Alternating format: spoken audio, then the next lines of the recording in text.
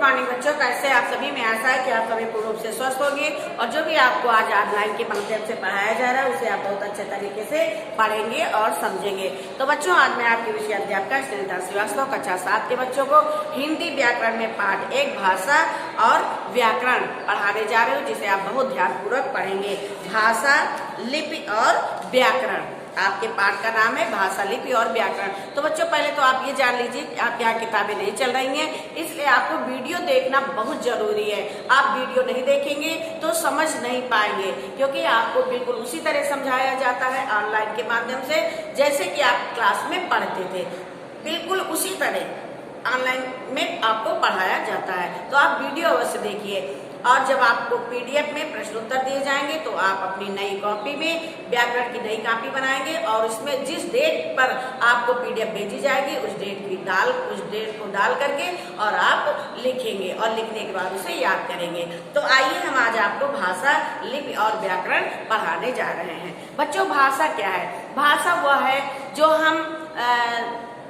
भाषा वह साधन है जिसके द्वारा हम अपने मन के भावों और विचारों को दूसरों को समझाते हैं तथा दूसरे के मन के भावों और विचारों को समझते हैं। तो सबसे पहले मनुष्य क्या सीखता है? जब वो छोटा होता है, बच्चा होता है, तो वो क्या सीखता है? सबसे पहले वो बोलना सीखता है। पहले उसके घर में जो बोला जाता है उसे वो सुनता है और सुनने के बाद फिर वो उन्हीं शब्दों को दोहराता है, उन्हीं शब्दों को बोलता है। तो सबसे पहले वो बोलना सीखता है, दूसरे की बात को सुन करके वो उस बात को बोलता है। इसी को भाषा कहते हैं। फिर वो दूसरे लोग उसको समझाते हैं और फिर वो अपनी बात को दूसरे को समझाता है। तो इसीलिए यहाँ पे परिभाषा में दिया गया है कि भाषा वह साधन है जिसके द्वारा मनुष्य अपने भाव या विचारों को दूसरों तक पहुँचाता है तथा दूसरे के भावों या विचारों को समझता है। तो भाषा क्या है? भाषा से हम अपने मन के भावों और विचारों को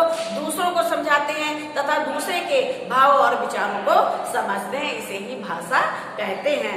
भाषा बच्चों 3 प्रकार की होती है। भाषा कितने प्रकार की होती है?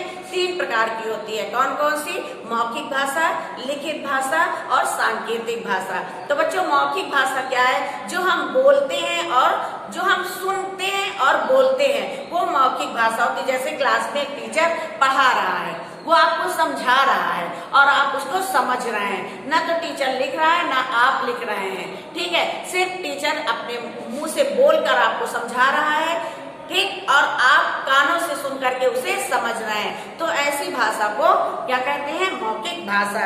यानी कि मौखिक भाषा या उच्चारित भाषा। उच्चारित भाषा का मतलब जो हम उच्चारण करते हैं, जो हम मुंह से उच्चारण करते हैं, वही तो मौखिक भाषा होती है।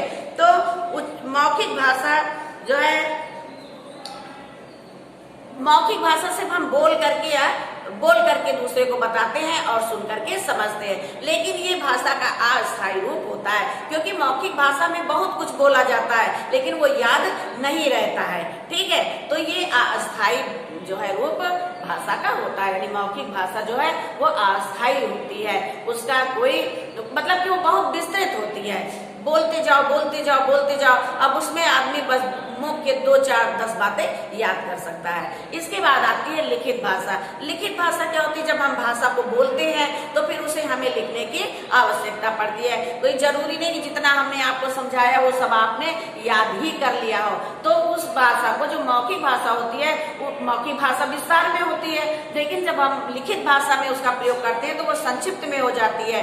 तो संक्षिप्त में जो लिखा जाता है वो भाषा का स्थायी रूप होता है। स्थायी रूप का मतलब कि जो हम लिखते हैं उसको हम संभाल कर रख सकते हैं और जब हमको आवश्यकता पड़ेगी हम उसको देख सकते हैं। जैसे हमारी रामायण है, महाभारत है, गीता है, हमारी और बहुत सारी पुस्तकें हैं जो लिखित भाषा में हैं और उनको बहुत संजो के रखा जाता है कि जब हमें आवश्यकता पड़ेगी और तब हम उसको देख लेंगे। तो इसीलिए आपकी नोट्स तैयार करवाई जाती हैं और उन नोट्स में जैसे मौखिक पढ़ा दिया जाए तो आप इतना याद नहीं कर पाएंगे, इसीलिए कॉपी में नोट्स लिखवाई जाती है जो आपके पास रहती है और जब आपको आवश्यकता होती है तो आप उसको देखते हैं और याद कर लेते हैं। इसके बाद आती है जो है सांकेतिक भाषा। सांकेतिक भाषा का मतलब होता है इशारे वाली भाषा। संकेत का मतलब होता है इशारा।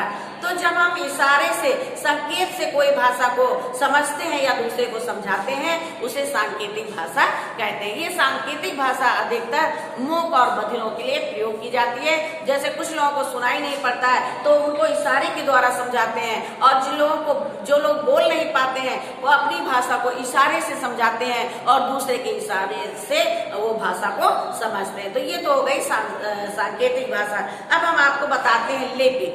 लिपि क्या होती है? जिस भाषा को हम बोलते हैं, पहले तो हम मौखिक बोलते हैं, उसको समझते हैं, सुनते हैं, फिर उसके बाद उसको लिखने की आवश्यकता पड़ती है।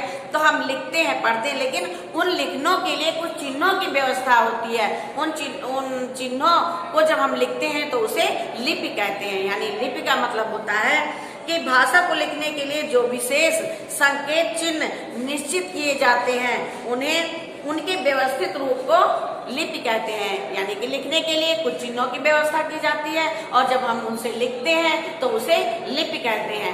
तो बच्चों, हिंदी जो भाषा है उसकी लिपि देवनागरी है। हिंदी, गुजराती, मराठी, नेपाली और संस्कृत, इन भाषाओं की लिपि देवनागरी है। और अंग्रेजी भाषा की लिपि रोमन है, और उर्दू भाषा की फारसी है, और पंजाबी भाषा की गुरमुखी है।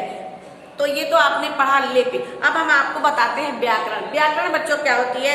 व्याकरण वह साधन है जिसकी सहायता से हम भाषा को शुद्ध रूप से लिखना, पढ़ना और बोलना सीखते हैं। यदि व्याकरण ना होती तो हम भाषा को शुद्ध रूप से लिख, पढ़ और बोल नहीं सकते थे। तो ये तो आपने पढ़ा व्याकरण, ठीक है। तो आज आपने पढ़ा भाषा, लिपि और व्याकरण। तो बच्चों, हमें आशा है कि आपको ये पाठ बहुत अच्छे तरीके से समझ में आया होगा, और आप अब जब इसकी PDF जाएगी तो आप उसे लिखेंगे और लिखने के बाद याद अवश्य करेंगे। तो बच्चों, आज ये पाठ यहीं पे समाप्त होता है। दूसरे टर्म में हम आपको दूसरा पाठ पढ़ाएंगे। तो बच्चों, आज का पाठ यहीं पे समाप्त होता है। धन्यवाद।